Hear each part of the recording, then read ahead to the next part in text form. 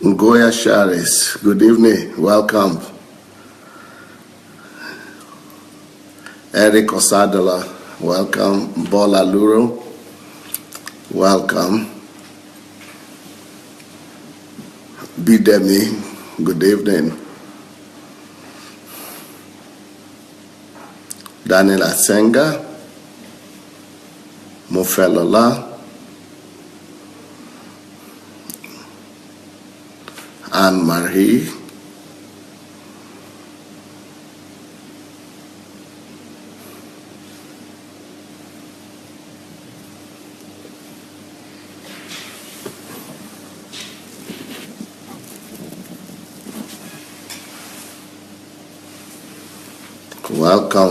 welcome. Charles Smith, welcome. Today we are going to have an exciting program with my daughter, my first daughter, Zoe Adelaja. I think she's the deepest thinker we have in the family. I like the way Zoe thinks because she goes deep when she wants to, when she's in the mood. And she's very deep. She's a very deep thinker. And then she likes to relate with people and help people. And I think the book of today is going to help her do that. So Zoe is going to be reviewing and telling us what she thinks and what are her views about my book, Who Am I? Why Am I Here?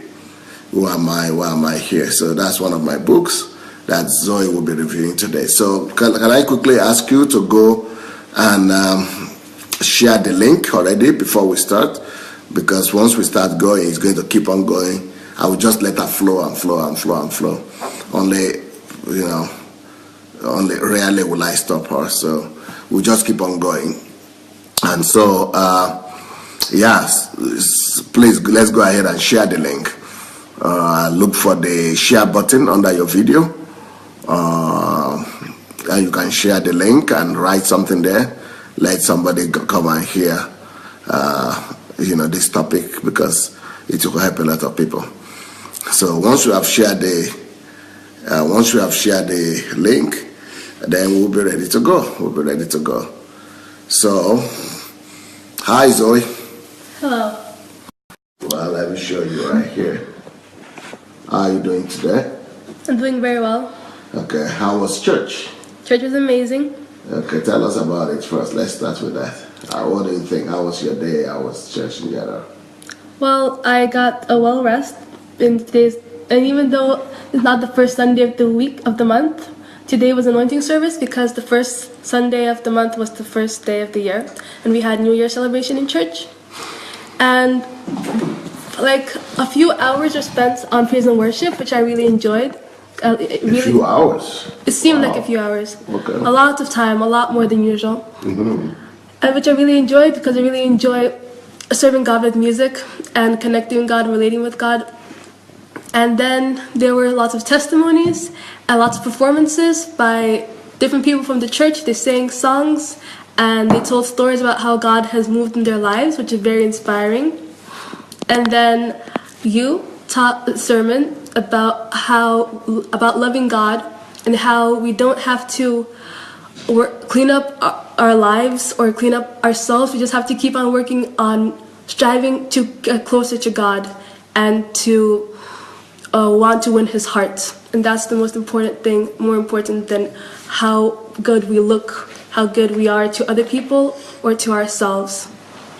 Closeness to God is the basic thing. Okay, have you read this book, Kingdom Driven?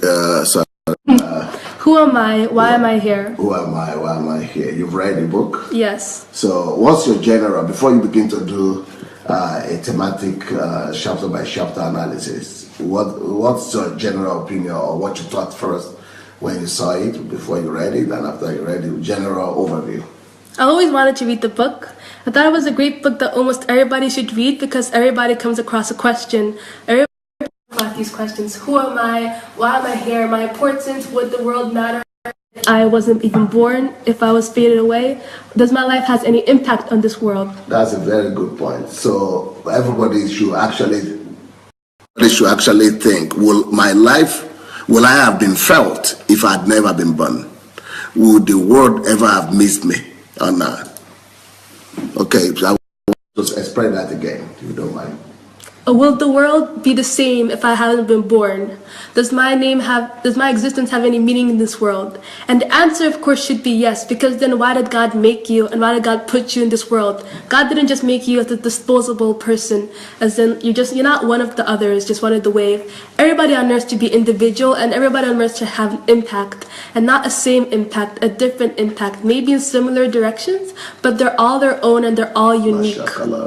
So everybody that God made, God put time and effort and made you special. So you definitely have a purpose and a meaning, and you're not supposed to leave the world as is when you have come and when you have left. God gave you life, God gave you time, God gave you potential and talent and everything that you have. God gave you resources, God gave you love, His love, whether you're a believer or not. So you obviously have power, and you definitely have a purpose on this earth. So that's one thing about this book. I think. So that's why you think everybody should read it? Everybody should read it. Everybody, especially if you're struggling. But even if you're not struggling, this will keep you prepared. This is what you need to know. I really loved reading this book because it kept on giving answers and answers. And this is knowledge that every person should know, like I said. And this is not knowledge anyone is born with. This is not people don't. You don't just wake up in the morning and get to know these things. Yeah. This is what you live and you learn, and you might not learn if you take the wrong conclusions from life. So this is the truth, and this is the right direction. This points everyone into the right direction. And another reason why I liked reading this book helps you find out what your purpose is. It doesn't just leave you like, this is what you need to know, go find it on your own. It aids you, it helps you, it gives you suggestions, gives you advice, and it explains things to you if you might not understand. So your dad is doing a good job the way he writes. Yeah. Because a lot of books will actually stop at suggesting to you that, okay, this is what you need to know, go find it. Go do research or go study or go find it anyhow you can. But you are actually saying that this book doesn't just do that. Yeah. That this book actually gives you the answer and the devices and the way. Okay? By the time you finish with the book, you won't want to... you don't forget to be showing us once in a while the book itself. Here's the book. Okay, once in a while you'll be showing us, okay? By the time you finish the book, you won't want to look at the author and find him and ask any more questions. Because there are sometimes when you read the book, you want to look for the author to explain some more things to you, right? Yes. But here, all the answers are already there.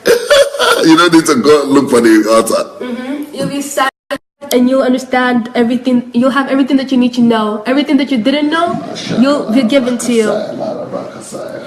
And the book makes you feel like the author really does care about each and every one of you, because he knows that each and every one of you is a special, unique creation by God, and you do have a purpose. It helps you in different ways. It gives different examples from different life stories, so that it gives proof. And the book isn't jaded. It's not boring. It keeps you intrigued because you really want to know, and it really can give you answers and help you with your life. So that is my overall view of this book. So should we get into the points? Yeah, the review. The review? Okay. So first of all, how do you define yourself? This is the first part of the book. Like, do you define yourself by your job, by your occupation, by your family life, if you're married, if you're not, by your gender, by your sexuality, by your citizenship? Because all those things are not legit. They all fade away. Like, if you identify yourself as a boy, you're not the only boy in the world, you know? You know, some people will actually say, yeah, I'm a girl, I'm a boy. Yeah. But you are not the only boy in the world. Go ahead. You're not the only one in the name who has a girl. You're not the only person named Zoe in this world. You're not the only black person. What makes you different? What makes you unique? And you can't say your character traits or your personality, because that is not enough. And so through this book, through the first part of the book, you'll be scratching your head. What do I define myself? Okay? What does make me unique? When people ask you, who am I? What will you answer? What will you say that nobody else can say? Oh, I'm that too. Yeah? God made you special. And what makes you special? God put you on this earth for a purpose. So you identify yourself by your purpose. Your identity is in Christ, and Christ made you for a purpose. So what were you put on this world to do? What power did God give you that only you can do, that nobody else that's similar to you, that have the same name, the same gender, same sexuality and everything, but they can't do? What is something that only you can do? And that is your purpose that God sends you to earth to do. So that's the first point of the book, the first thing that they finalize in the book. Okay, your purpose, like I said, I've mentioned multiple times, it helps the world move along. It develops it and helps it. It's not selfish. It's not for yourself, and it's not pointless. Your purpose has meaning, and it is world changing. So yeah, it's important that you find out what it is, and you get to work right away.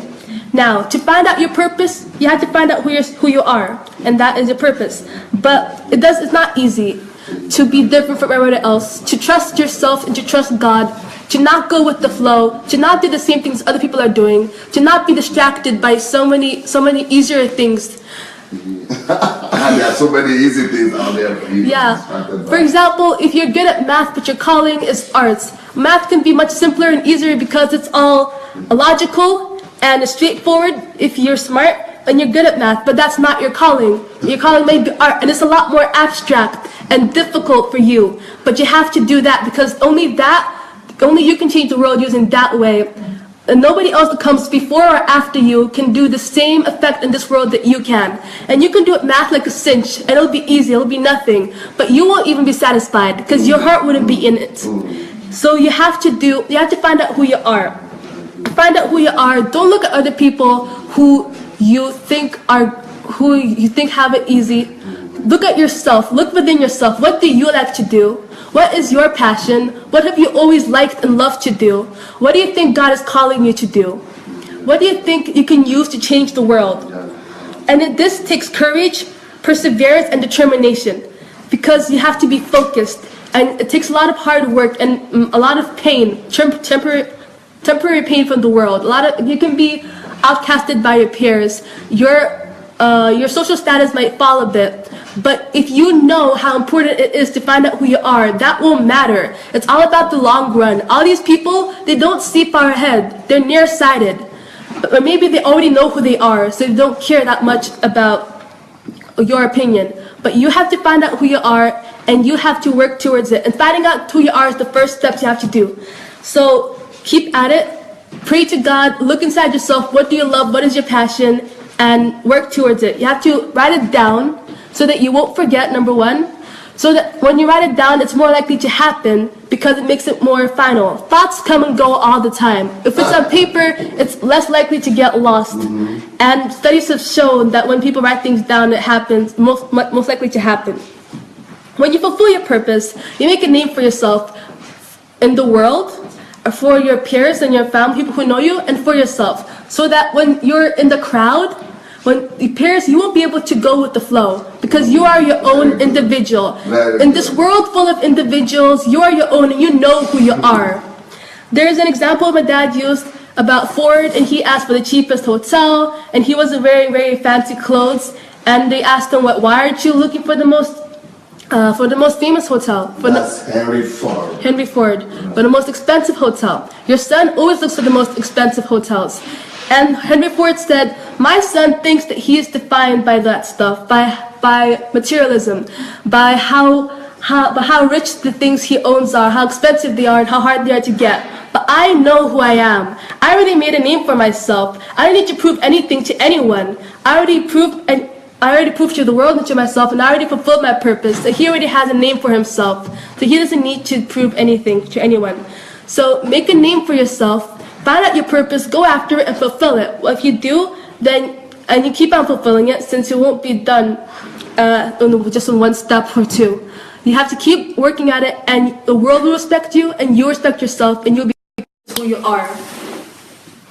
Okay, to fulfill your purpose, to find out who you are, you have to go from where you are now to a person who's capable of fulfilling that purpose.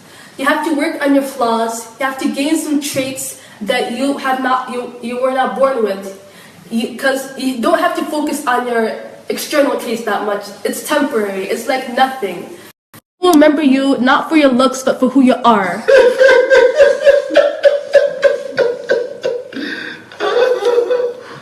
Yeah, go ahead. For example, if you're called to work at a daycare center, but you're very hot-tempered, you obviously have to work on your patience, because you know kids can be troublesome and they cause messes all the time and they can drive you crazy.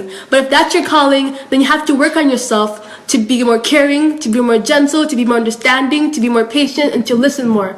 It's hard work. You don't just find out your calling and go after it. You have to. The journey has to mold you and shape you into a person who's capable of fulfilling that purpose, which is why who you are is your purpose. Because who you are is a person capable of fulfilling the purpose that only you can do, that no other human on earth before or after you could or can do.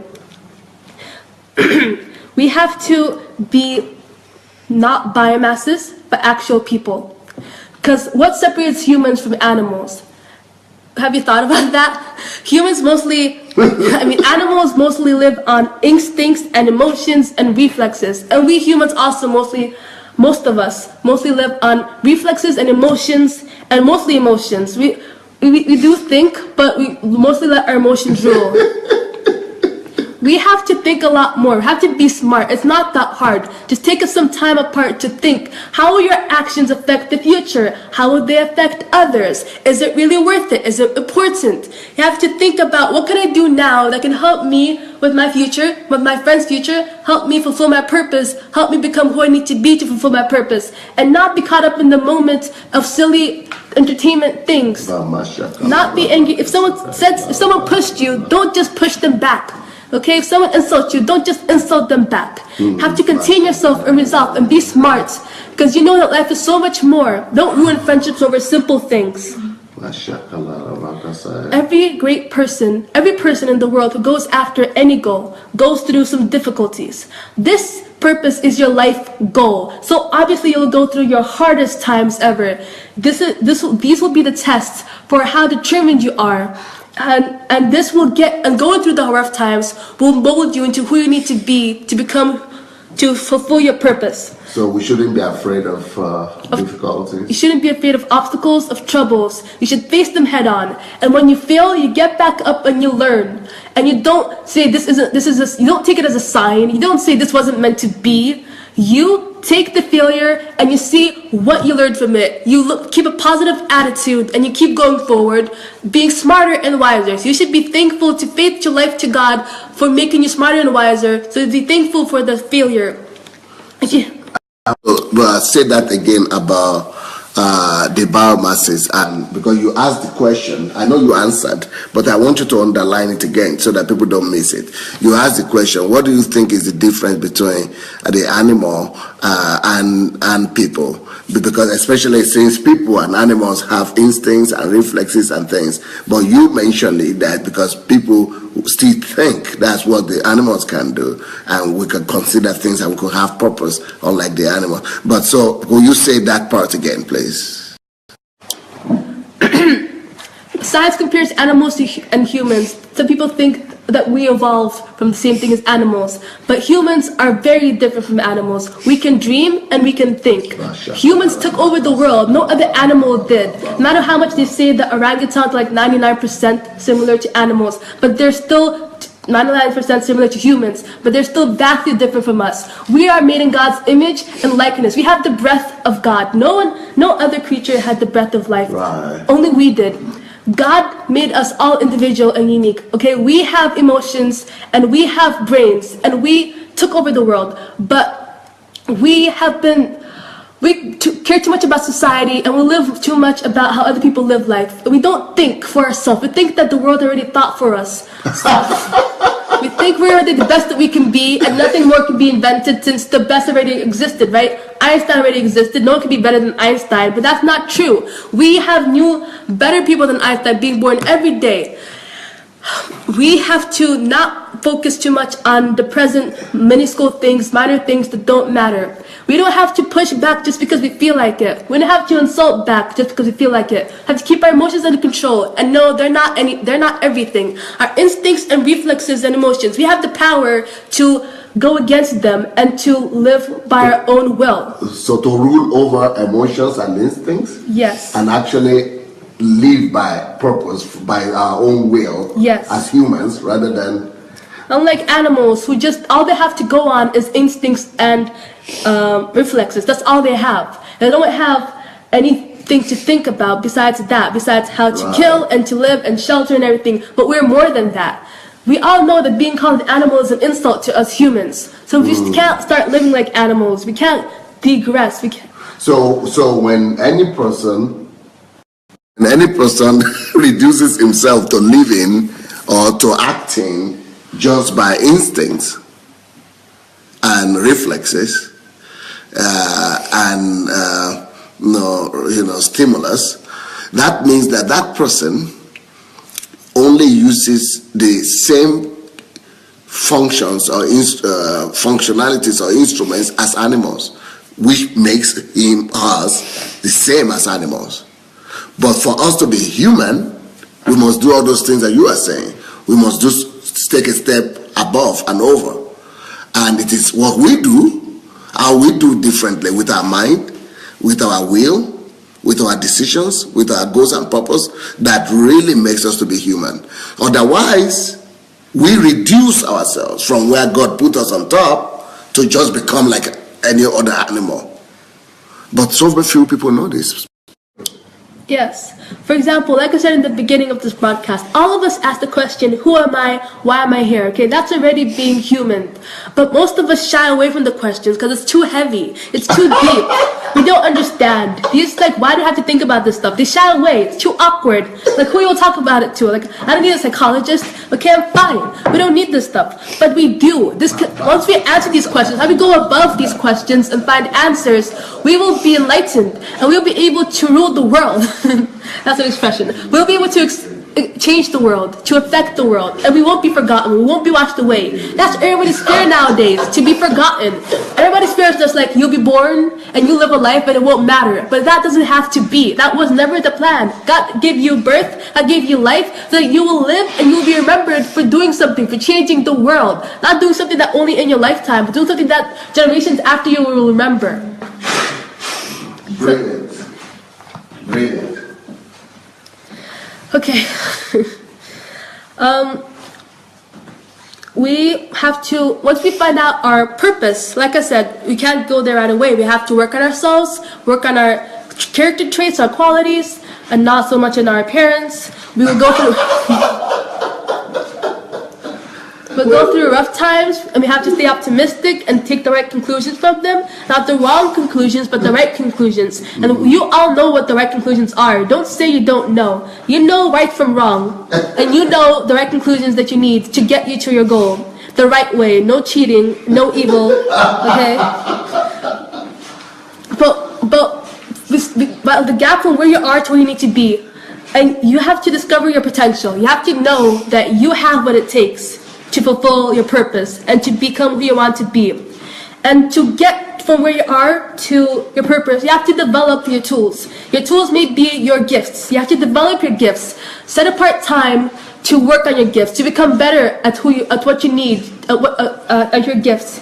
You have to find more resources, get more connections with people, practice more, do what you have to do to get better and to develop the instrument that you need to get to where you need to be. And this will require a lot of hard work, a lot of rejection from other people, a lot of isolation, a lot of focus. And it's not pretty, it's not exactly fun. You might look at all the media advertisements, how people like have parties all the time and have fun, and you're like, maybe I shouldn't be doing this. Don't doubt. You will doubt, of course, it's inevitable. But don't lose your focus. Don't forget why you're doing all this for. This is your sole being, this is your sole existence, your sole purpose for existence, to fulfill your purpose. If you don't fulfill your purpose, then why did you exist? Your greatest fear will come true. Then you're just born and then you were washed away and nobody will remember you. You don't want that. Nobody wants that. All of us have a desire to be remembered and to mean something. God put that desire in us. And the desire could be a fuel for you to work through the nights, sleepless, work through the nights without thinking about the other people having fun. Because you know that in the future, they won't be having so much fun. Not as much fun as you'll be having when your work pays off.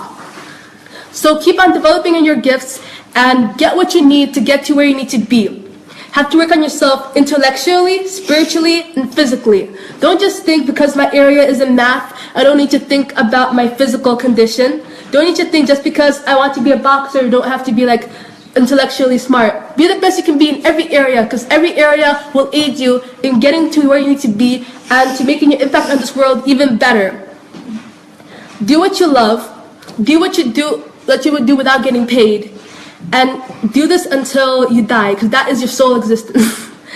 Something that you will do until you die. Something that you have passion and love for. Okay. We have to be showing the book sometimes. Here. This English version of the book. Version like Toya and something else. Pastor Sunday. Adelaja. Okay. If you still don't know what your purpose is, just because you don't know what it is not an excuse that doesn't have to be fulfilled. Don't just think, my purpose will go to someone else. Just because you are not working on it, just because it's not happening, doesn't mean it still doesn't have to be fulfilled. It's still your responsibility. If you ignore something, the problem won't go away. So this is your destiny, this is your goal, and it has to be fulfilled. And you won't find your purpose from other people. Nobody will tell you what you're born to do. Have to look inside yourself and have faith and ask God for help. And He'll show you and tell you what you need. If you don't fulfill your purpose, if you just go with the flow, then you'll just be a part of the world's machine. You'll be a part of the world's play. You'll be like a puppet for the world, for the government, for the people. You'll just be another one of those gears in the machine. This reminds me of something that Alan Watts said. Alan Watts is a philosopher. He studied lots of different religions, and one of his speeches is like music and life, and it's about how if we don't have a certain purpose, then life convinces us and tells us that there's something in life that we want. Let's say it's success. People say that if you finish first grade, you go to second grade to third grade, then you finish high school and you go to college, because if you keep on going on this journey, you'll finally get success. You finally get what you want, like your purpose for living, right? And then you get a job, and a high-paying job, and then people tell you you're here, you have success, congratulations. But you don't feel all that different. You feel exactly the same, because it was all a hoax. It was a joke. They just used you, and you just played to their little song. You played to their little flutes and little music, because you didn't do what you had to do, your purpose, what you wanted to do. You just went with the flow, did what you were told, and you didn't once question it. And even if you did question it, you didn't go on it. You didn't stem from it. You just asked questions, but avoided them because it's too deep. Okay, so trust your inner self, and once you find out who you are, what you like, what your purpose is, embrace who you are. Don't be ashamed of who you are. Why would you be ashamed of who you are? Every person is wonderful and beautiful. And besides, God took the time to make you individually and to give you a purpose. Don't be ashamed of who you are. Don't try to imitate other people or try to be other people. Because you're your own unique, and you won't be better than the actual person that you're trying to imitate. Okay. When you have a goal, your body will create energy to fulfill that purpose, because you'll probably be excited and you'll have determination and willpower to fulfill the purpose, to fulfill the goal. But to get to the goal from where you are, you have to create structure, and you have to be organized. Find a path, and you have to be like structured. How will you achieve your goal every day? Every day.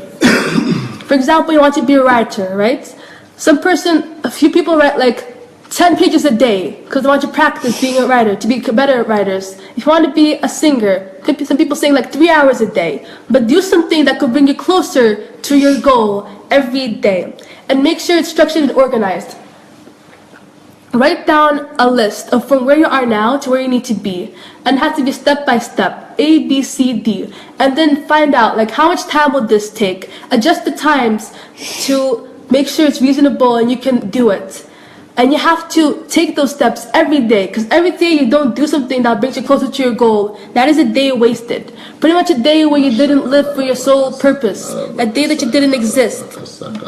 But if you don't know what the future holds, if you have a vague idea of your purpose, then trust God and trust yourself, because you will know. You might not know the exact steps. Nobody knows what the future may hold for them, but you know your purpose and go go towards it, move forward towards it, and then God will guide you, and you will guide yourself, since it's in yourself. You were born with this knowledge, but you were born with the knowledge of your purpose. You were born with passion for something, and you were born with love for something. So that will guide you, if anything else. So have faith in God and trust yourself. But of course, you have to research about it. You might know what you want, but you don't know everything about it. You have to go the extra step. Take your own step, do your own work, and research it. Research stuff about it. How can I become this person? What qualifications are needed? And find out more about it. If you just know one thing, you might know so much about it, but there might be another world about this one subject or one topic that you want to be. And you have to find out how to get there, and find out almost every aspect, every area about it, and how you can affect the world from that aspect, because there are more than one way you can affect the world through one aspect, through one area. Now, everybody that is watching this, if you don't mind, I think it might be a good idea for us. I think this is not just a child's talk anymore, and this is not just for children. I think we should all go ahead and make a copy of this, get a copy of this message. And the way to do it, just look under the video, and you will see in your device a button that suggests to you how to copy and get a copy. Just share it. Just go ahead and share it, and write something when you share it. Write some words of encouragement. Write some notes to your viewers or to your friends. So let them just be aware that this is a very serious business here, and it could help even your children or your friends or other people that might be on your platform. So this is getting very, very deep. This is getting very, very deep. So please, let's go share the link. Let's go. If you have not yet shared the message yet, go ahead and share it. Will you show us the book again a little bit and tell us? Tell us. Name the name of the book. Who wrote it? Who I Am, Why Am I Here? Sunday Adelaja, best-selling author of Church Shift. Okay. English version. Originally it was written in Russian. And within the first page is like, please excuse any errors since I wrote this book in Russian, like I've written most of my books, over 200 books in Russian. Yeah. Okay, like I said, research about your goal, about your aspect of life. And this reminded me of a quote I've heard by Mark Twain. I never let my schooling interfere with my education. So school might not teach you about some stuff you want. For example, you don't have to wait until college or university to learn some things. You can stay at home. There's so many things on the internet you can learn. Like, all the parents always like, you children have it lucky, you have the internet. Back when I was young, I didn't have the internet. I had to go to the library, la la la la. But we have it so much better, and we have to take advantage of what we have. And this is a great, because there's self-education, and there's education by other people. And self-education is probably going to be more successful, since if you're doing it by yourself, you obviously have a drive, and you're absolutely going to want to do it. So don't let schooling interfere with your education or any other thing. Don't let schooling be an excuse, okay? Because schooling is supposed to help you anyway to do what you want to do. It's supposed to help you fulfill your purpose. But if it doesn't, then take it into your own hands. Don't let anything stop you. And there's another emphasis on how hard this will be to keep your focus. Because it doesn't happen in a day. It might take years, it might take decades, but you have to keep at it. It might take like your whole life. Maybe you'll only fulfill your purpose by the end of your life, but it will still be world changing, and it is still your purpose. You have to be constant, you have to be decisive, you have to keep pushing on, and it'll take a lot of hard work. When there seems, about the rough times that we said about failure, sometimes there'll be times when it seems there'll be no way out. Sometimes you'll be at your lowest point in your life and you don't know the answer, but you can't give up. Because you know that this is the only reason, mostly the only reason you were born. Always remember that morning will come, and the sky is still blue, and God is out there, and He's got your back. And if God has your back, then no one can stand against you. And if anyone tries and dares stand against you, they definitely won't succeed. They definitely won't win. You are on the winning side because God is with you. And no one is more powerful, nobody is more almighty than God. So remember, you can do it, and keep pushing on and persevere through. Okay, your journey to your goal. And even if you got to your goal, don't lose your values. Don't let greed get the best of you. Don't forget why you got here. Don't forget your roots. And on your way there, don't lose your focus and keep working at it.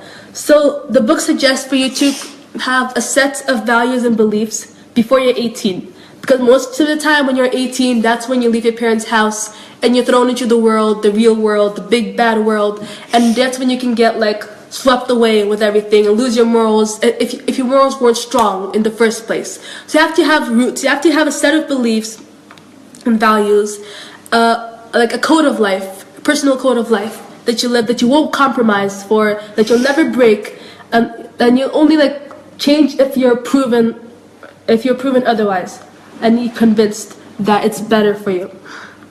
And you always have to have a backup and proof and reasons for your list of values and beliefs. For example, some values and beliefs can be like, what are the most important things in your life? Some people can say, my most important thing in my life is family and love, and I'll really respect and value honesty and consideration and kindness. And if these are your things that you won't compromise, that you won't trade, and you will never break, it's very important to have this rooted deep inside your soul, so that when life gets tough and people double cross you and they make you want to turn ugly and evil, you will stay strong and your mind will be clear, because this is your code of life and you will be on the right track. You have to have a good moral set of beliefs.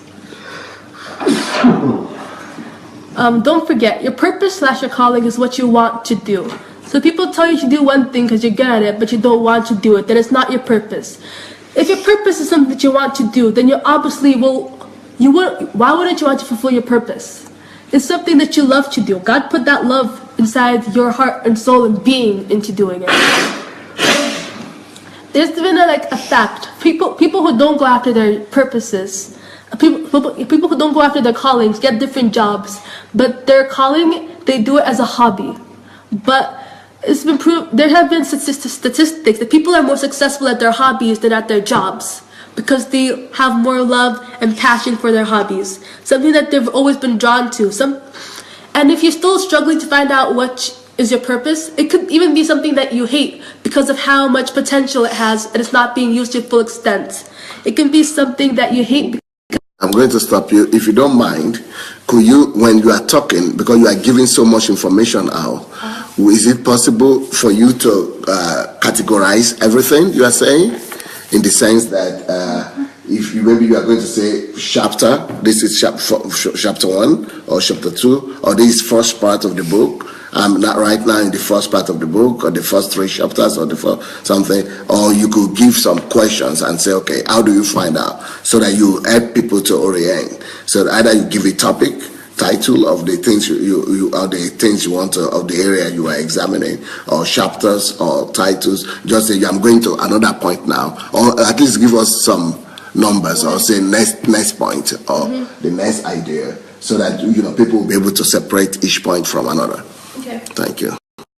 So another way for finding out what your calling or purpose is, like I said, it could be something you've always been drawn to. You could be confusing it as a hobby, and it could be something that you hate and it hurts you because you love it so much, and it's being mistreated by the world, and it's not being used to its greatest potential or how it should be treated in the world.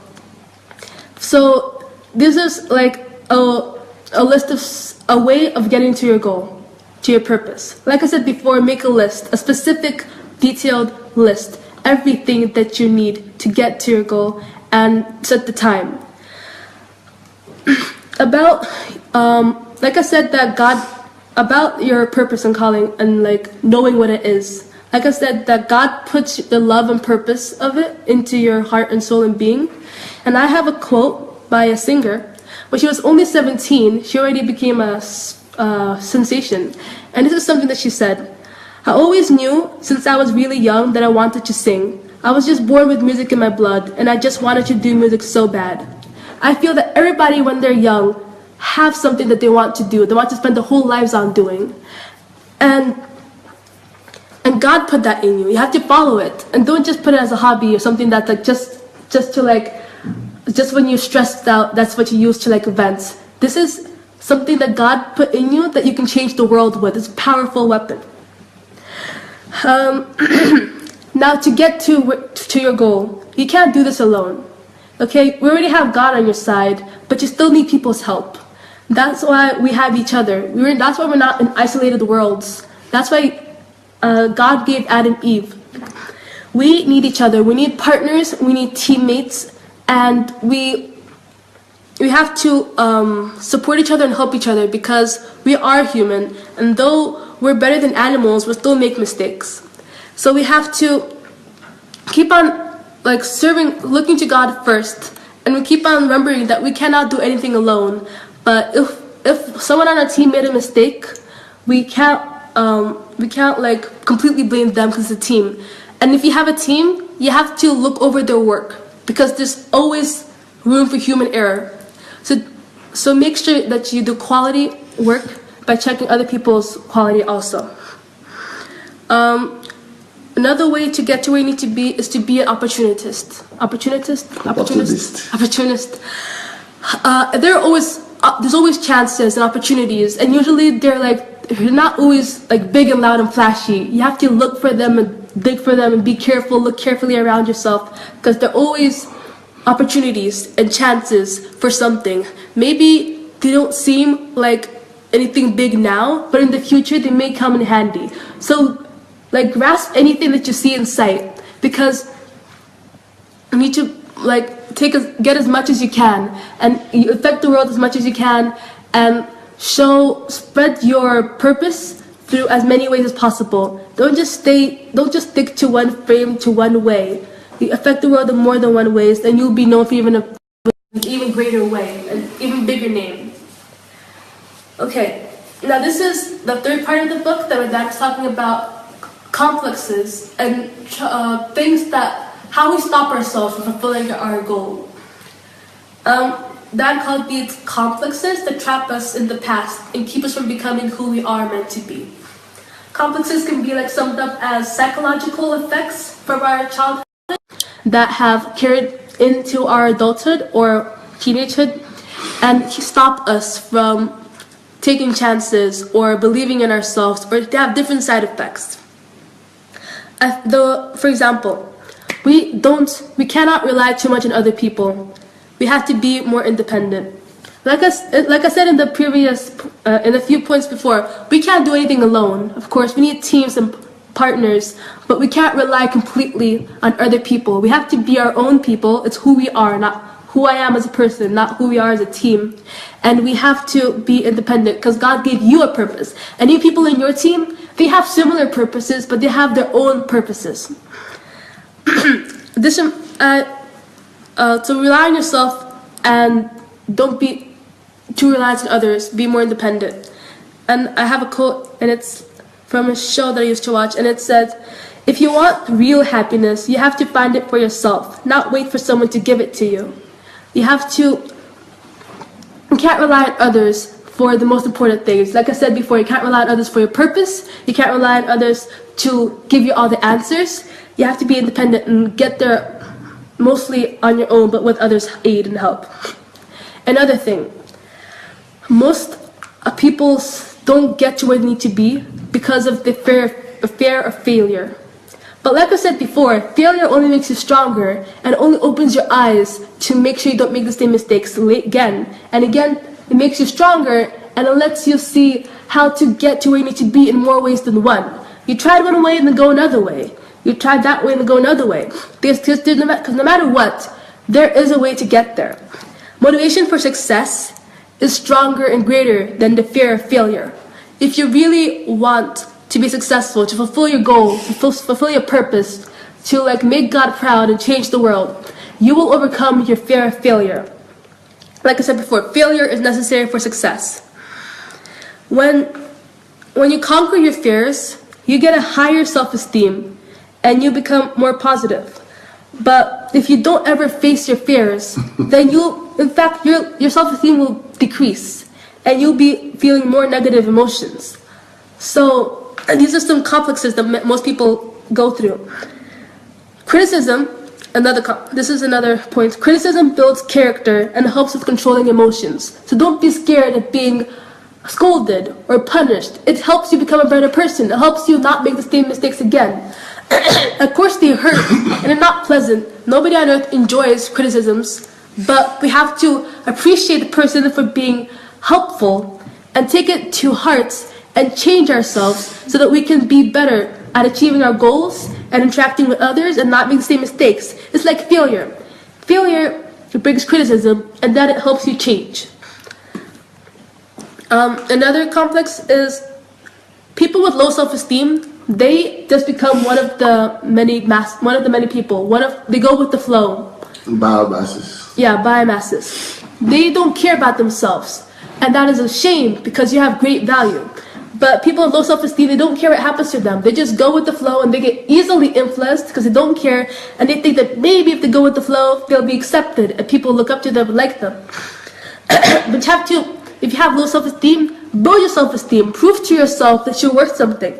Look at all the things you can do. Like I said, everybody's born with a passion and a purpose. So look at your purpose and look how good you are at it. And if you're not good at it, then work at it.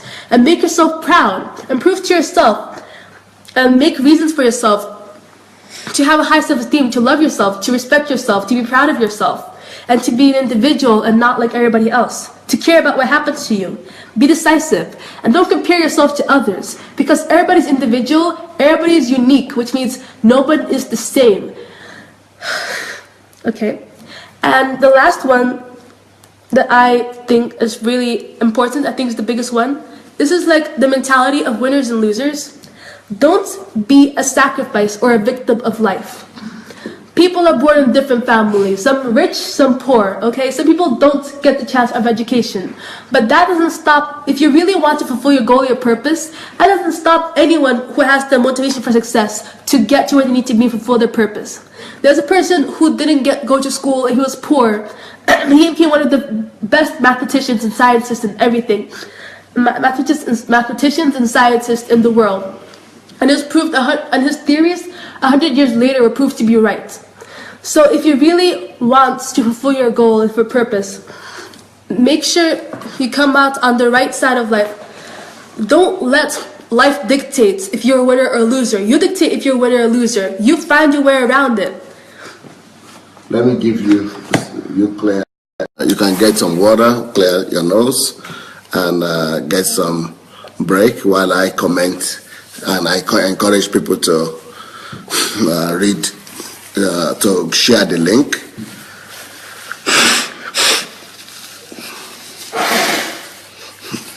We are all under cold here because it's like over 20 degrees here in Ukraine. One of the coldest in the past 120 years. So we are all battling some cold. So sorry for that. But so if you have not yet shared this message, please go and look for the share button. And the book is Who Am I? Why Am I Here? So go and get your own copy. If anybody has Shioma's telephone, please put it there. People could get the book from Shioma in Nigeria or from Edwin or from Bade. So put their telephone numbers there if you. Yes, please. And the book ends with, you have to find out your flaws in your mentality. If you have any of these complexes, like if you have low self-esteem, or you don't believe in yourself, or you think you don't have a purpose or a point in this world, or you were destined to be a loser, to find out your flaws, your negative thoughts about yourself, and reprogram your mind to think like a winner, and to know that you have a purpose, and you're put here to do something that no other human can do, or no other human will be able to do. And find out your goal and look at these books and everything you learn from this book and get to where you need to be and change the world. Okay, will you tell us again about the three, how are the books divided, and tell us the difference between each part again, so that, and you just give us a general summary, short summary of each part. So part 1 talks about this, part 2 talks about it, part 3 talks about it, so that when people are going to be watching this again, they will know when you go from one point to the other and how they could relate that to themselves, please. The book has 17 chapters. and it has 3 parts. The first part of the book explains the importance of finding out who you are and finding out that you are defined by a purpose and finding out the importance of your purpose. And it's like the first 3 chapters. The second part of the book is half of the book, is about half the book, and it helps you find out how to find out your purpose. Like, your purpose is what you love, it's your passion, something you're always drawn to, something that you would do for free, something that, and it also helps you find out who you are. Like I said, the third part of the book helps you get to where you need to be. It gives you advice.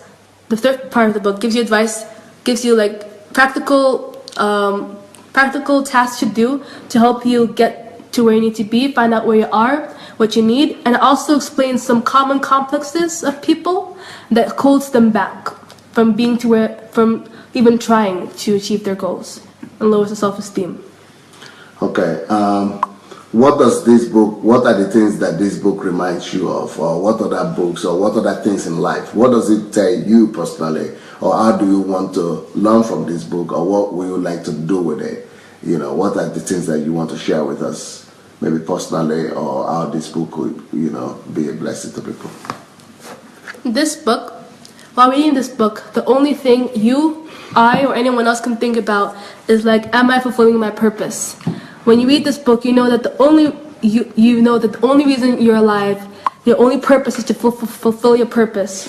So I was thinking a lot about what am I doing to fulfill my purpose, and what am I going to do to fulfill my purpose, and what is my purpose, and all those questions, and how people around me have fulfilled the purpose, what they're doing, and everything. And I thought about how I have lots of gifts, and my number one purpose is to sing for God. And there are lots of different genres, lots of different ways that music is made these days, and I love all of them, and I want to learn more about them and how I can be a singer that can be listened to by more than just one type of people, by different types of people, different areas, Christians and non-believers. And people who listen to this genre can also listen to my music if they listen to different genres, can be played in different radio stations. And even in Japan, they have a thing called Vocaloids. That's electronic music, electronic people that are singing, not actual people. But it's still a type of music. So any type of music. And there's another one that's their faces aren't known, but they have animated versions of themselves that Is that also in Japan? No, that was in America. Okay. But there are different ways that music is known for and different ways that they become entrepreneured. So that's one thing. Another thing is art. I like to draw. But there's so many other ways that paintings are formed. For example, pencils, there's pens, there's markers, there's sand paintings, there's watercolors paintings, there's acrylic painting, which is so many different. There's digital painting, there's painting with a tablet, drawing with a tablet, and painting with a tablet. And there's I have a friend in Sweden, and she draws and she paints and she uses feathers and glitter on this great big canvas of paper, and she uses everything. And I think that for me, art would be the hardest because there's limitless ways of how to draw great paintings. You can use anything. You can use tissues in this to make snow or something on the paper, to glue tissues on paper and make snow. And on digital, there's so many things to learn. And I'm excited because there's so many things you can create with art and drawing and paintings. And I also really like to write. And so does my sister, as you know. But I also want to use that for God's will and to fulfill my purpose. I know that my number one purpose is to sing. That's my number one goal, my number one purpose. But I'm also intending on doing other things as well. Since if I was born with the talents of singing and drawing and dancing. But what do you write? You write songs also? Songs? I write songs, but I also write stories. I like to write stories. I like to read and write stories. Stories and poems, no? Yeah, I write poems. Okay. But for now, for the past, before I read this book, I mostly wrote my thoughts, those deep questions, to write them out and show it to teachers to help me understand because it's confusing. And they said they liked my writing. And so they've also supported me with my writing. Are they documented, how your writings or your topics or the titles you have been writing? Not all of them, but I've documented them. Okay, yeah, because you've got to, so that when the time comes to print them, you'll be ready. I want to inspire people through different ways. How many of those stories have you written? Do you remember? Or there are too many? Do you remember? I think there's a little bit too many, but I have to like pick out like the best ones. Like, cause some of them like I was like younger and amateur, and over the years the writing style changes, and you know more of the world the more you grow. You know, so I want to inspire the world through different ways. So if I write songs and music, more than one type of people can listen to it. If I write books, it can be for adults and children and people my age. And if I draw, it can be for anyone. I like drawing because you don't have to know a language to understand the picture. Unlike books and singing. And there's complete creativity. There's even abstract is considered art, even though it doesn't make any sense. And you can convey emotions. And I also want to learn how to write music that moves without any words. I think that's very hard to do. Music that moves without any words. You know, like violins and different musics, different instruments put together can like make you feel emotions. And there's not even a word, it's just a title, you know? That for me, that's pretty hard to do. But I want to learn how to move without even using words. And if I make a composition that moves without making words, and then even add words to it, it should be like a double blow. Beautiful, beautiful.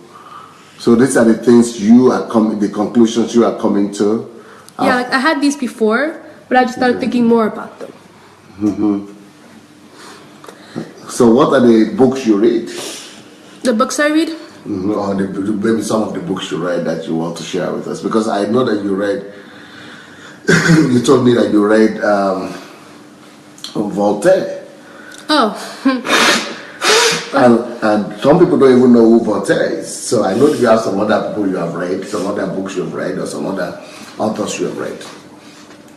Well, like Voltaire was for a class. It was a class we were reading the book Candide. Yeah. And like we couldn't have read it without the teacher because we didn't understand. She had to explain and give us the meaning and depths of the story. And like I really enjoyed it, and it really helped me with my optimistic views. How foolishness versus seriousness. Yeah, seriousness, and like a practicalism. Yeah. Like there's an optimism that like maybe angels will come from above and save me, or there's an optimism that like maybe my friends will come through and something realistic rather than something supernatural. But you know what he was trying to do? Voltaire was trying to do is to destroy mysticism and superstitions, because people were being superstitious, waiting on God for miracles or for some things to just come. They are not using logic. And he was saying, no, calm down. Your life is in your hand. God has given you all the power to live the right life. So that's what I want to go and do in Africa. I tell people that I want to be the Voltaire of Africa, of Nigeria and Christianity, that we should know that God has already given us everything that we need to make a living. You know, those things are teaching us, you know, the things that we already have. So instead of him writing in form of self-help directly, like I wrote mine, he's writing in a creative way, in an entertainment way. That way, it's easier for ordinary people to be able to, you know, understand and laugh and relax, and you know, they get it better. Just like doing a movie as well. Yeah.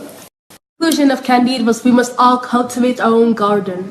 Remember, that's the last line of the story. And that's what I also talk about. Also, cultivate your promised land. I call it promised land. Yeah.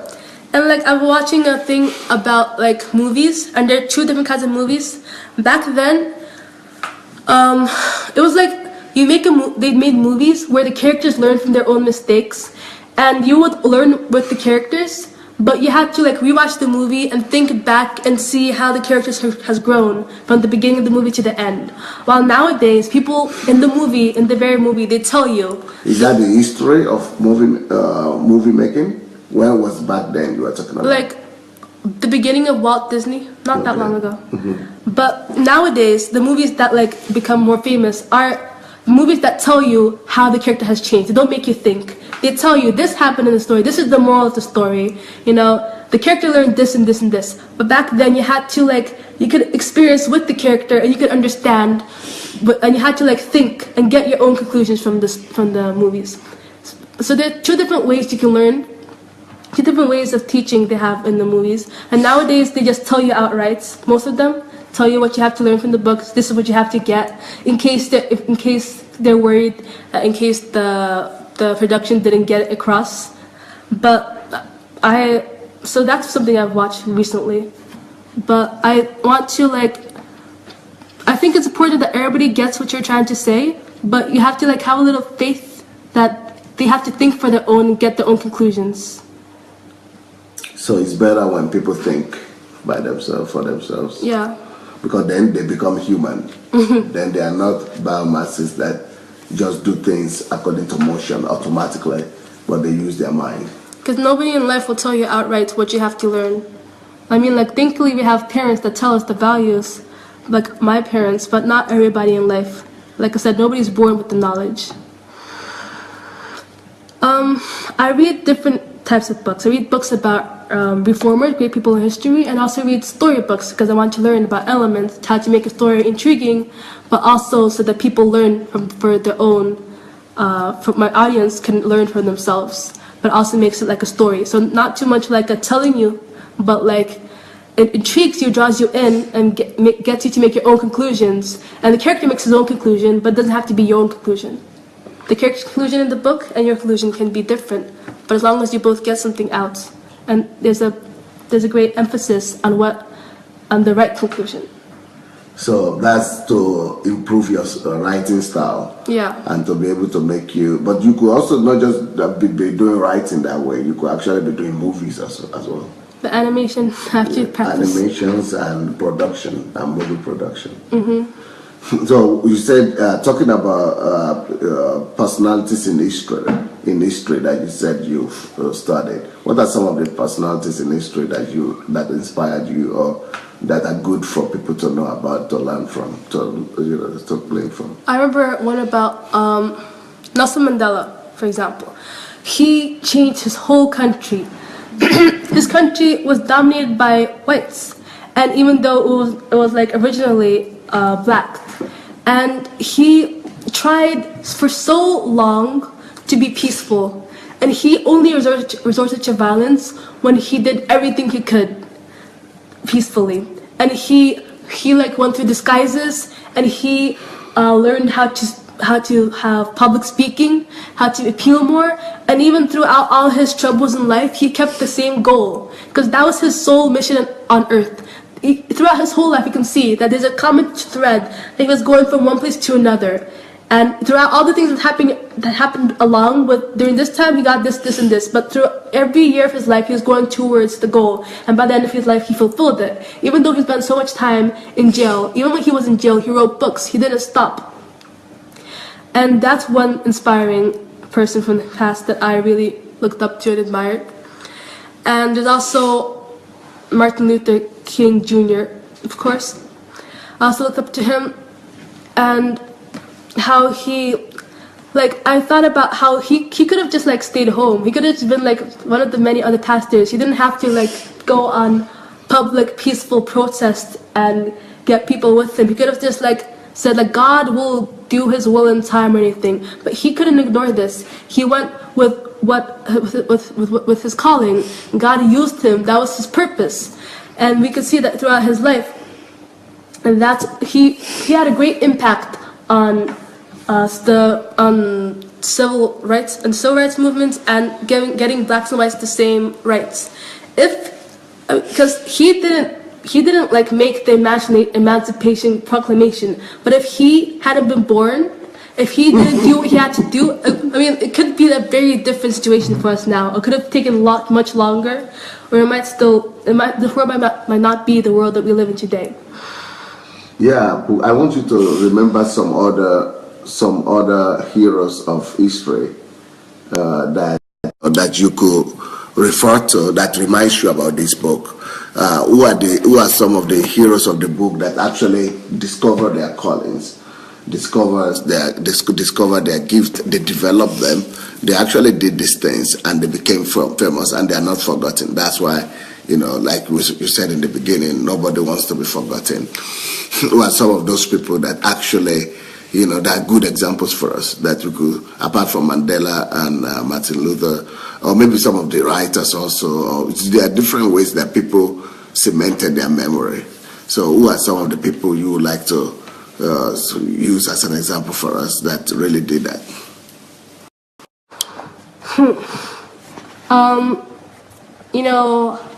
Can we use Einstein? Can we use Einstein? Yeah, anyone.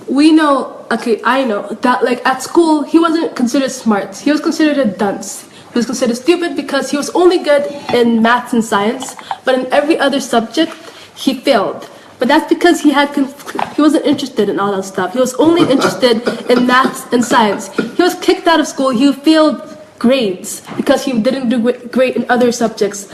But even no matter what anyone told him, even if he didn't think he was smart, he still had a passion for maths and science. And look where he is today. Remember that very famous story about creating a light bulb that he had tried 1,000 times, and he didn't get Thomas Edison. Thomas Edison, yeah. He tried 1,000 times. He didn't cry and say it's hopeless. He didn't give up. He didn't get discouraged. He just said, I just found 1,000 ways to not get it. But he still got it in the end because of his passion and what he wanted to do. And he until the day they died, they didn't stop doing what they were called to do. They kept on working to be better and better and kept on moving forward and forward. Yep. Okay. So what are your other, interests? What are the things that you like to do that you might want to share with us? What are the things that you enjoy doing? What do you do in your leisure hour that makes you to grow? In my leisure hour, I like I said before, I like to think about deep questions that many people don't talk about publicly with much ease. And I like to talk to people and ask questions about it. So I like to study psychology. I will study psychology. I want to study psychology to understand people more, because I am a person and we're all humans and we're all connected in more ways than one. And I want to help people because I am the caring type of person. And in my leisure time, I also like to, I said, read and write. But I like to study how movies and films are made, because I really enjoy watching them, and I do believe they have a great impact in this world today. I also like to read inspiring stories from other people, but mostly I like to read inspiring stories from people in my life, because it makes it all the more real. How every day God makes little miracles, but they're mind-blowing. And even from the tiniest miracle that God does, it's proof that God is in your life. It doesn't have to be a great big thing, but I get inspiration and strength and courage with interaction with God, interaction with friends. And friends support me, and I support them. And it gives strength and hope, and helps me believe in myself when I get down, or when I not on my highest or best points. I can come to my parents, I come to my friends, but just spend time with them to help me grow. And to help me grow, my favorite thing to do is spend time with God. Just talk to God, think about God, read more of the Bible, and get closer to Him. It's if I could get everything in the world, success and fame and personal fulfillment, all at the cost of not talking to God, then I'd give it all up if I could just talk to God for the rest of my life. Because talking to God and spending time with God is my favorite activity to do in this world. So in 1 year or 2 years time, finishing high school? Yeah, 1.5 years. 1.5 years. So what are you thinking about? I'm thinking about going into art institute, art college, focusing on arts so that I can be able to take theater and different kinds of arts and drawing and dancing and digital art, so I can expand and singing, of course. I can expand in all and as many artistic areas as possible. Mm-hmm. And I'd like to take psychology as well. So I might have to do that in an online class or something, but those are my plans. Then I want to work on affecting the world from from wherever I am, after college, during college, before college. I always want to work because the more every day I learn something, and I want to put it into application and help people. And so, what are some of those? What are some of those areas of help that? Because you need to create a platform to be able to get to people to help them. One, of course, is music. One, of course, is writing stories. Stories is really very good because stories, they are short to read. They are not too big like books. Like intriguing. They are intriguing. And so, do you want to? Tell us what are those things that will make you, while you are still studying, to be affecting people, and after you finish to be better. What are those things? The ways you want used to affect people? Like I can post stories or poems or anything online, and I could share my experiences as an aspiring artist or an aspiring actor, inspiring writer. I could share my difficulties to give inspiration to other people who are also aspiring to be artists and writers, to let them know that they're not alone. And when I get my success, I'll show them I went through these difficulties too. Nobody got here for free. Nobody got here fun. It wasn't easy for anyone. So I like to post my journey online to inspire and give hope, because I get hope when I find out that the greatest artists once didn't draw as well as they do now today. And for my singing, I want to give people hope for for example, as a human, I feel emotions, as does every other human, and I want to help people with difficulties that every human goes through, not only Christians and believers, and maybe not every human goes through these things, but I want to help people, give them hope through music. If they can't, for example, afford to buy a book, they can hear it on the radio or in the mall. And if they can't buy a book, they can read some things for free on the internet. But I want to give hope and inspiration to people to keep living, to keep not just living, but to live excitedly, to live for a purpose, live for a passion, not just live because you were born and you don't know why you're alive or why you're here. To give some people some answers. Why should you wait for college to begin that? I'm not waiting for college. Yeah, but I don't see, because I don't see the way you are putting it out there. Yeah, I don't know if you have a Facebook page, and if you have one, I think it's time for you, because people are asking right now that you should begin to put out some of those your experiences, some of your stories, some of your songs, some of your just whatever story, anything you want to share, what you've learned, or quotations, or books you read, just your inspirations on a daily basis. It would be a good idea to have a Facebook page, and that you can give to people. I think you have Facebook already. Yeah, you could give to people, but then you have to monitor it and begin to work. I mean, maybe that's a private one you have, but maybe you want to have one, or open another one, a more public one, and then use that one to give inspiration to people, what you're already saying now, and using all those instruments, your poems, your writings, your stories, your inspirations, your challenges, your experiences, but just make sure that you put it under a system, so that 2-3 times a day, whenever you have break between whatever you're doing, you could go and write something and comment, reply people and give them purpose, and make sure that instead of them being taken away by some other strange and unfruitful activities that they're doing, they will have a purpose. They will have, you will be able to direct them to how you are thinking and form their value system. Because we are still coming back. For everybody's information, Pearl is going to have a birthday on the 13th. So I think we'll work on getting Pearl and Zoe to open a public Facebook page, so that we could announce that on the 13th. When we congratulate, Pearl will come here to talk to us about her life on the 13th. That's on this Friday. And then Zoe also will come. So, but before then, 2 of you have to open your Facebook pages.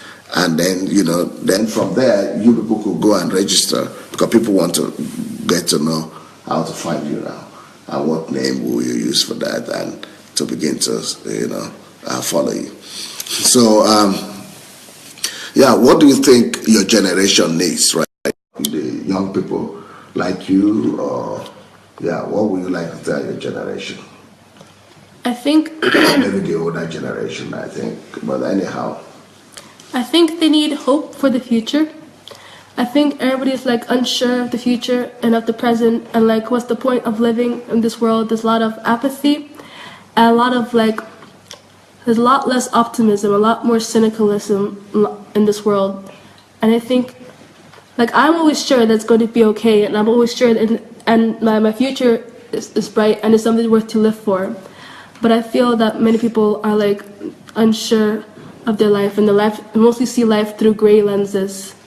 So I think they need like hope and like surety and the truth that like God has a plan for them and he has a seat for them waiting in heaven and he loves them and he loves them abundantly and unconditionally despite what they might be going through or what they have done in the past. I think that's what the world needs now. yeah. Someone is saying Zoe Lajadara is a Facebook account. You can send a request. I think that's maybe a private. She will tell us the right one on Friday. So that might be our own private one, but she will have one for everybody that she wants to use as a page, as an inspirational page to other people. What's your assessment of our world right now? What do you think about the whole world? And yeah, what's your assessment of what's going on in the world politically, in different continents, and what are your wishes and predictions for the world?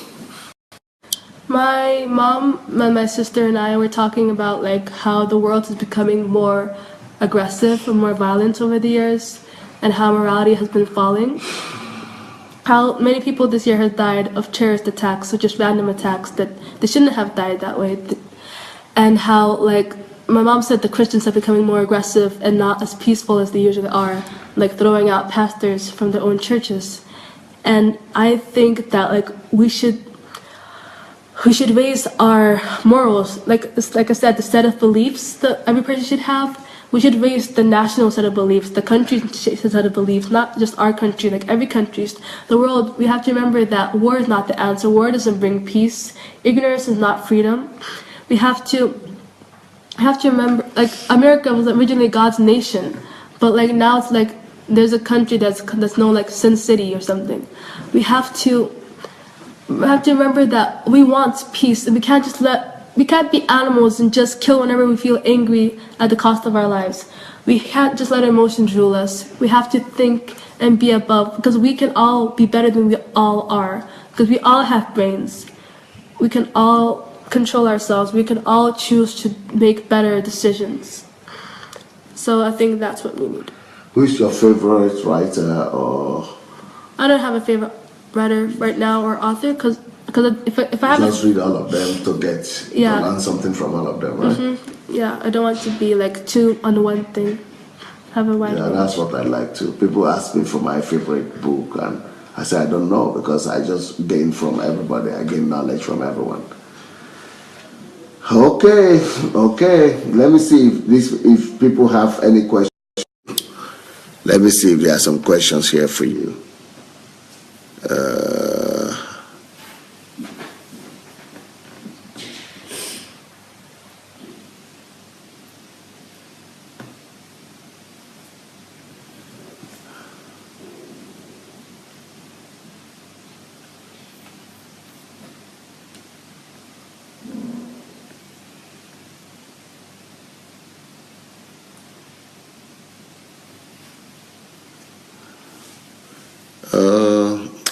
There are so many things written here.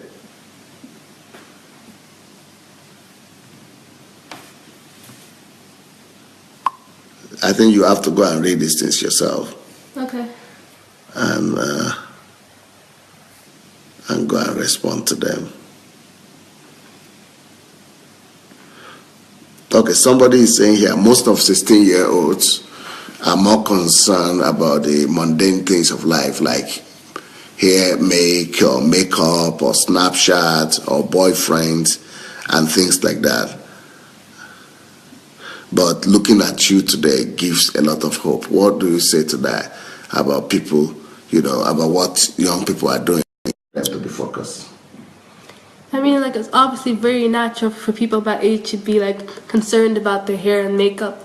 And they're not bad things. Just, like, depends on how much focus and how much attention you put to these things. Because I'm sure everybody knows the important things of life. And they know that makeup isn't important, unless they want to be, like, a makeup artist or something. Mm-hmm. But I think they're just, like, trying to keep themselves occupied. Oh, okay. Try to keep themselves occupied from the real things of life. Maybe. Could it be because they don't know their purpose? Yes. Or they just too lazy to work on it. Maybe they'll work on it later, whenever later comes.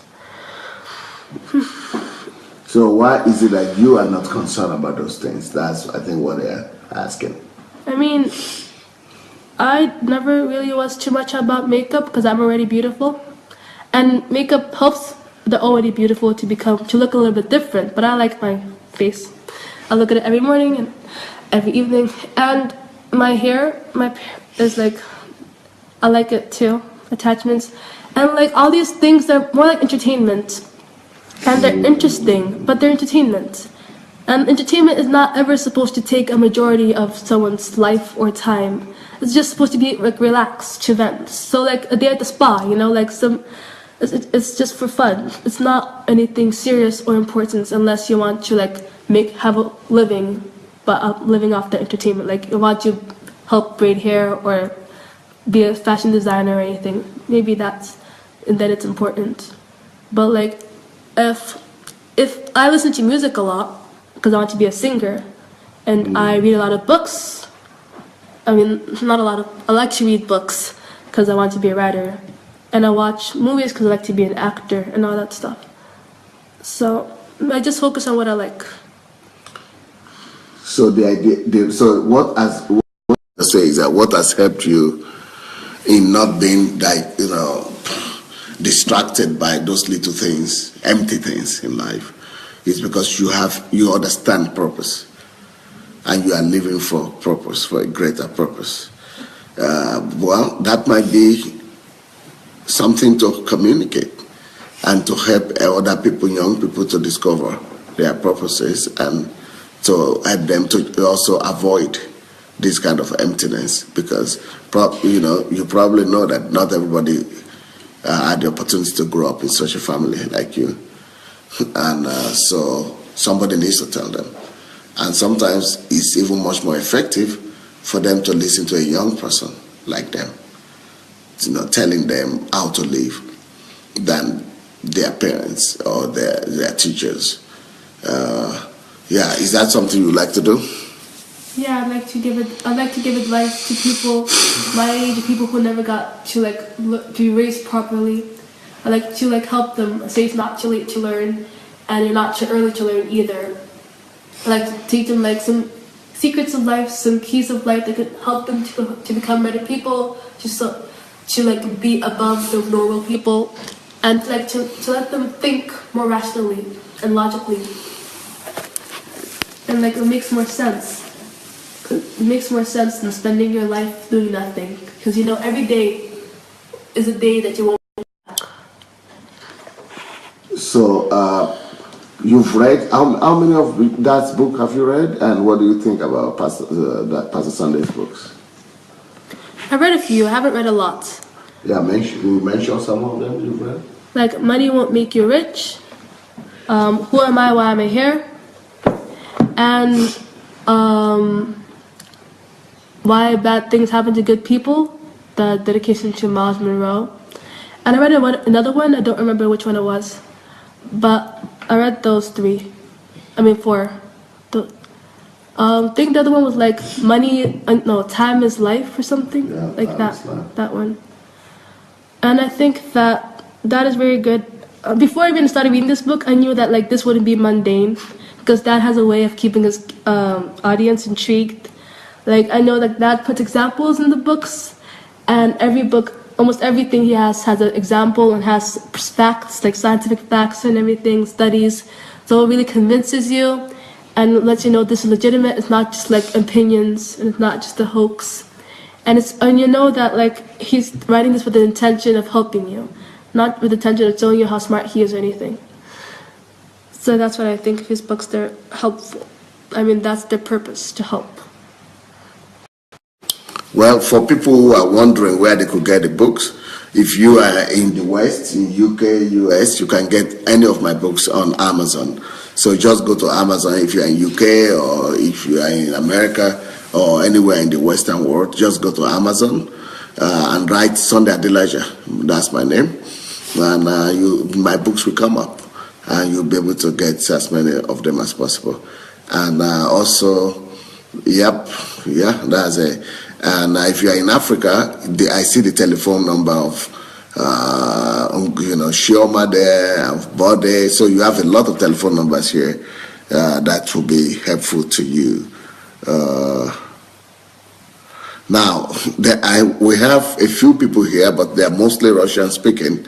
But still, let's find out. Maybe they will have questions for you. We have one lady for sure who speaks English. Будет какой-то вопрос к Зое? Зададите, и я переведу. Можно по-русски задать, а я переведу. You have any question for Zoe? You okay? Вопрос будет к Зое? Я без камеры, да? Без камеры. Я на тебе не покажу, если ты расскажешь. Вообще не снимать. Не снимать? Нет. Ага, я понял. Okay.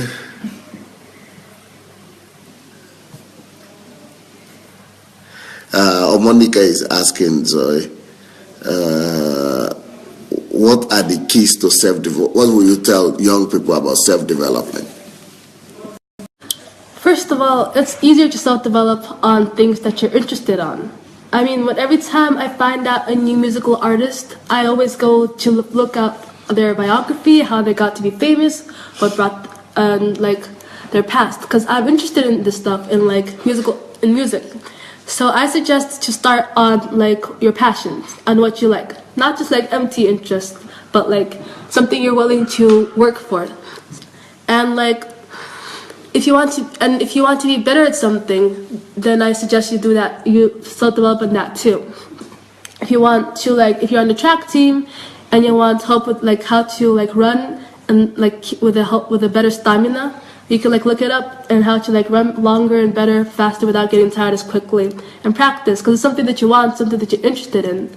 I'd recommend you start with those things, because it's a drive. Like I said, if you have a goal that you're really interested in and your heart's in it, then your body creates energy. You get excited. Excellent. Okay.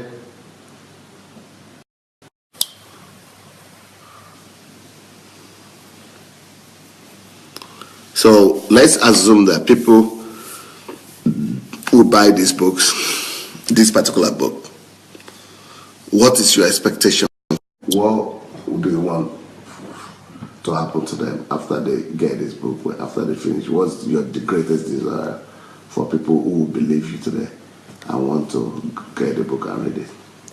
I want them to find out their purpose and start moving towards them the day, or at least the very week they finish the book or even half the book. Because it's possible to even the smallest step is a step closer to the goal. I want them to spend time with God, talking with God over their goal, over their plans, over the purpose. And God won't give all the answers immediately, but God will be on their side. And I want them to start taking steps towards the goal, the very week, or the very day they finish the book. So even the very day you finish the book, start thinking about it. But the very week, start doing some of the things that the book suggests, making a list or those practical tests. And the book has quizzes to test you and help you find out what your purpose is and where you need help. So my greatest wish is they take it to heart and they actually want to make it a goal to fulfill their purpose in their life. Someone else is asking, what are the best ways to overcome laziness? How do you overcome it, and what do you advise young people? How can they overcome laziness? A great way is determination. It's a very great, important thing. something my mom makes me do is like make a list of a plan make a plan of what I want to do today, right? Wake up in the morning, brush my teeth, eat, like play, and then when I'm gonna do this. And so I usually make a schedule for myself. And if I get carried away, I just think about usually the thing that I want to do, like something I like to do, like draw or like read a book. And like I just think about how much I love doing that thing. Like if I want to read a book, like I'm at an interesting spot, so like I want to finish the spot. And if I want to draw, I think about how I feel every time I finish drawing a drawing, or every time I draw, and think about how captivated I get in it. And that usually gets me to stop what I'm doing, to just go and like devote myself to doing whatever I have to do. So you think about the gains, about the pleasure at the end of that activity, rather than thinking about the difficulty that it takes to do it. The difficulty only like increases the laziness. Okay. Well, that's it. You people don't have questions. It's been a long day for us. Yes, Papa. It's been a long day for us. For Zoe also, we've been in the church since morning. They actually went to the church before me. So like when I was doing the morning program, they had gone to the church. So they've been outside till now. And yeah, I don't know what else you would like to talk about. But I like all those things Zoe spoke about, her calling, about the different types of music and drawing and all those things that she's studying. And I think we've really learned a lot. And so you have to get your Facebook page ready. And maybe after that you have to go and do a blog. But let's start with the Facebook. And so that people already now want to join and they want to begin to glean from your wisdom on a daily basis. Every day they want to come to the page and hear some of your ideas, some of your thoughts, quotations, and lessons. So thank you so much, Zoe.